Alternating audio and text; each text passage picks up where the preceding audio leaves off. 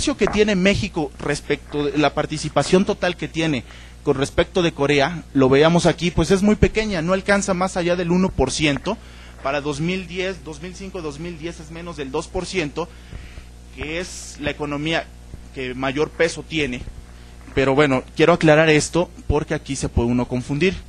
De ese 1%, 2% aproximadamente, 60% de las exportaciones que hace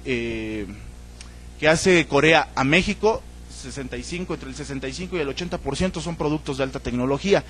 Y México ha ido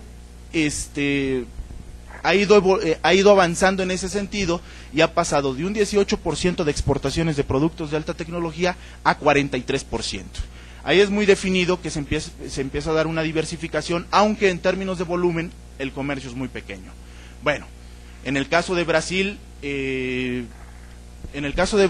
ahí sí es muy definido, el 67% para el último periodo 2005-2010 son productos primarios y prácticamente 26% que son los dos, digamos, los dos tipos de productos o sectores en los que más exporta Brasil a Corea del Sur.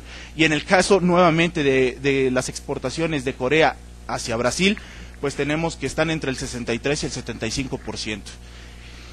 Un mismo caso guarda Argentina y Chile, en donde prácticamente son, en el caso de, es contundente el tipo de exportación que tiene nuestra región, que es prácticamente productos primarios, mientras ellos nos siguen exportando productos de alta tecnología y los diferenciales y las posibilidades de ganancia pues se reducen con estos escenarios.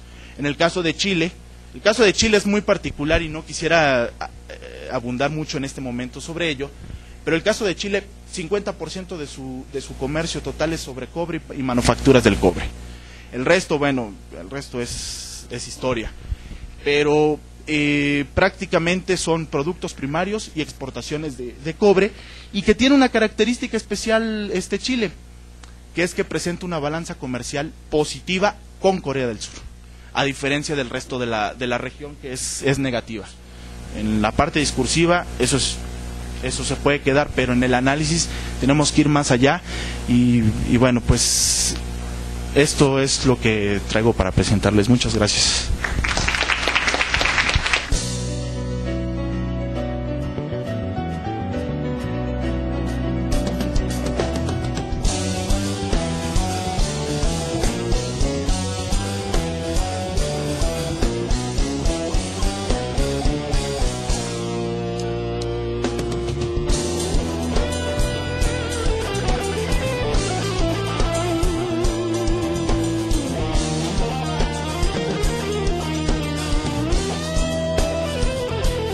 Agradecemos a Geri Oscar Landa por su interesante intervención y continuamos con Camilo Pérez Restrepo de la Universidad de AFIT.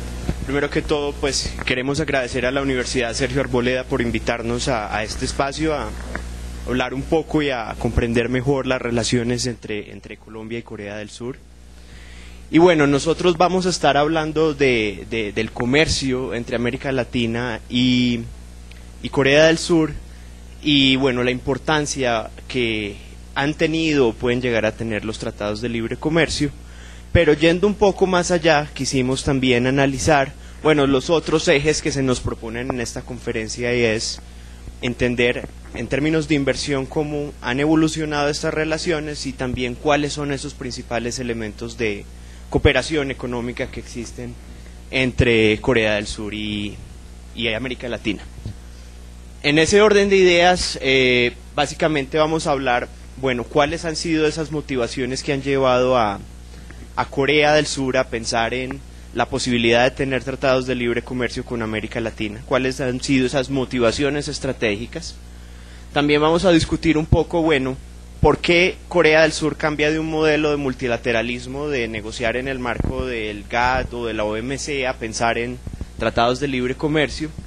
Vamos a presentar algunos datos sobre cooperación, inversión y comercio, centrándonos pues, específicamente en el caso de Colombia, y vamos a tratar de comparar los procesos de negociación de Chile y México, que ya tienen su tratado de libre comercio con Corea del Sur, y Colombia, que pues estamos en ese proceso de negociar, para ver que hay unas similitudes y hay algunas cosas que pues efectivamente Colombia podría aprender.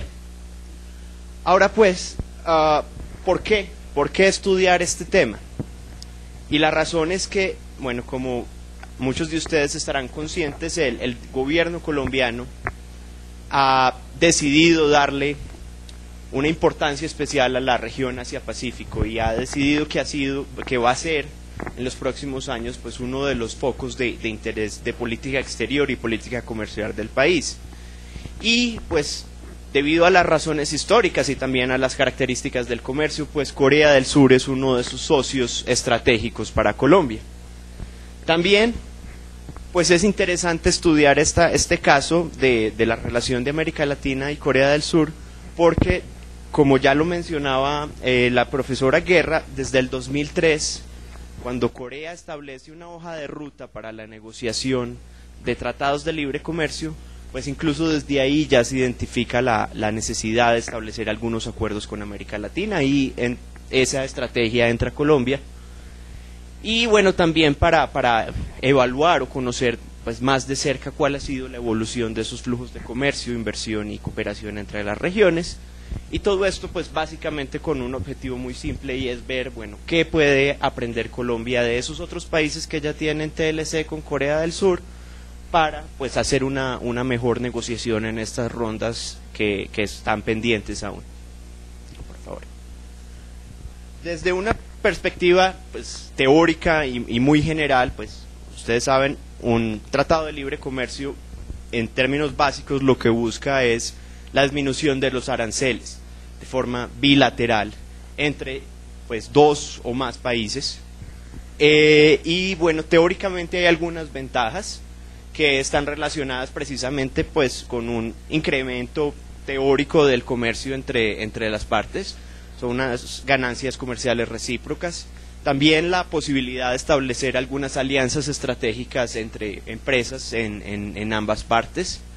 Se generan también unas condiciones para facilitación del comercio, y esto es, por ejemplo, que se estandarizan normas para la exportación, para la importación, se facilitan procesos, los requisitos sanitarios, fitosanitarios, se genera un marco de protección a las inversiones. Generalmente los TLC vienen con un capítulo de inversiones que, digamos, buscan promover y facilitar esas inversiones, y pues digamos que una gran ventaja de los TLC es que el proceso de negociación generalmente es mucho más fácil y mucho más ágil que en el ámbito de la OMC, en el ámbito multilateral. Sin embargo, bueno, también hay algunas desventajas, y estas están relacionadas con el hecho de que en algunos casos, pues a través de un TLC lo que se logra es desviar el comercio, no crear comercio. Entonces, en lugar de tener comercio con el socio A, B y C, pues ya vamos a tener más comercio con el socio A, y eso no es necesariamente bueno porque genera dependencia. También pues tiene efectos negativos para algunas industrias sensibles si existe una desliberalización inmediata, porque hay empresas o hay sectores que pues simplemente no están preparados para una liberalización y digamos que requieren unos plazos. Entonces, si eso no se tiene en cuenta al momento de negociar, pues puede ser negativo. Y pues en el marco multilateral es que, bueno, si ya se están haciendo tratados de libre comercio, pues digamos que la posibilidad de lograr avances importantes en el marco de una institución como la OMC pues son menos factibles, porque digamos que demoran o dilatan un poco el proceso. Entonces, pues como les decía, queríamos revisar un poco qué fue lo que motivó a Corea del Sur a cambiar ese enfoque.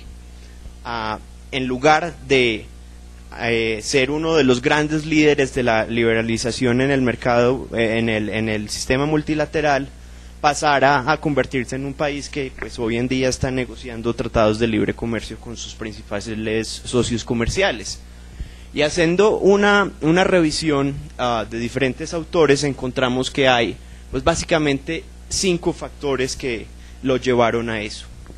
Uno de ellos es su participación en APEC, y bueno, cómo se generó un espacio de diálogo a través de APEC en el cual, bueno, Corea empezó a encontrar una relación con algunos de sus socios comerciales en los cuales se podía hablar de pues tener un tratado de libre comercio, y el nuevo regionalismo en Asia en la medida que, bueno, otras economías en Asia empezaron a negociar y a plantearse la posibilidad de negociar tratados de libre comercio.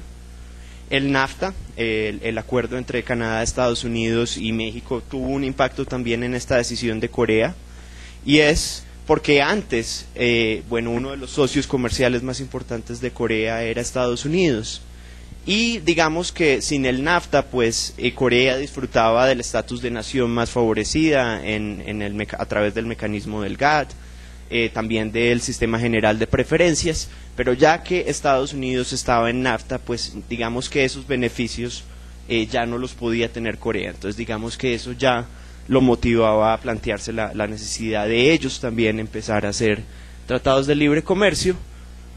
Bueno, lo que les decía también, los problemas con las diferentes rondas de liberalización comercial en la OMC. La crisis financiera asiática también tuvo un impacto en esta decisión de Corea, y es porque ellos se dan cuenta que necesitan diversificar sus mercados, que necesitan tener más socios comerciales y, bueno, que no pueden depender tanto de Japón o de Estados Unidos.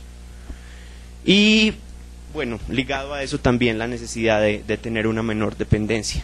Así que, pues básicamente ellos empiezan algo que en la literatura se conoce como un catch-up effect, que es básicamente este catch-up effect, es como ponerse al día, desatrasarse en términos de liberalización. Así pues, queríamos revisar las relaciones entre América Latina y Corea del Sur desde estas tres esferas: comercio, inversión y cooperación. Clic otra vez, por favor. Así pues, en cooperación hemos identificado que la relación entre América Latina y Corea del Sur se lleva, pues básicamente a través de 6 instituciones. El primero es COICA, la Agencia de Cooperación Internacional de Corea del Sur, porque a través de ella se ofrecen algunos fondos de cooperación financiera y cooperación técnica a las economías de América Latina. También hay unos fondos, pero esos particularmente fueron importantes en los 80, de la EDSF, que fue otro mecanismo de cooperación económica que estableció Corea. Están las cámaras de comercio entre Corea y América Latina, que ya hay en varios países de la región. Está también un foro de cooperación económica entre Corea y América Latina, que de hecho se reunió el año pasado, y pues es un mecanismo de diálogo muy interesante entre Corea y la región.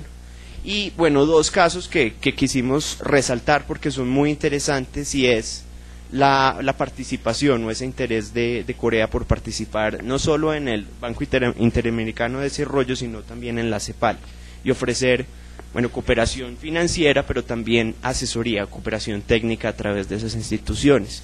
Algunas cifras como que resaltar en términos de cooperación: el 17% de la ayuda oficial para el desarrollo, la cooperación económica que ofrece Corea del Sur, está destinada a América Latina. Entonces, pues eso muestra que somos importantes para Corea del Sur.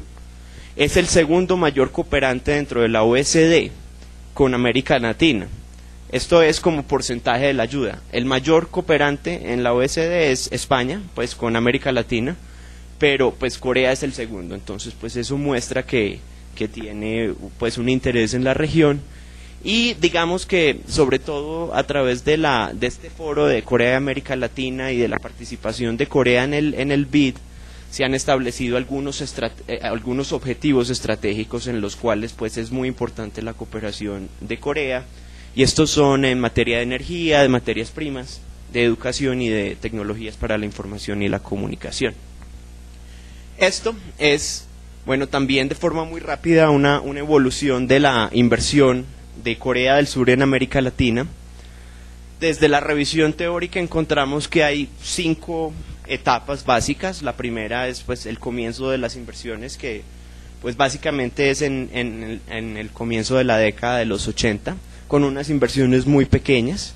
Luego un despegue hacia la segunda mitad de los 80 con algunas inversiones pequeñas de empresas manufactureras de Corea en América Latina, y realmente se ve una expansión ya en los 90.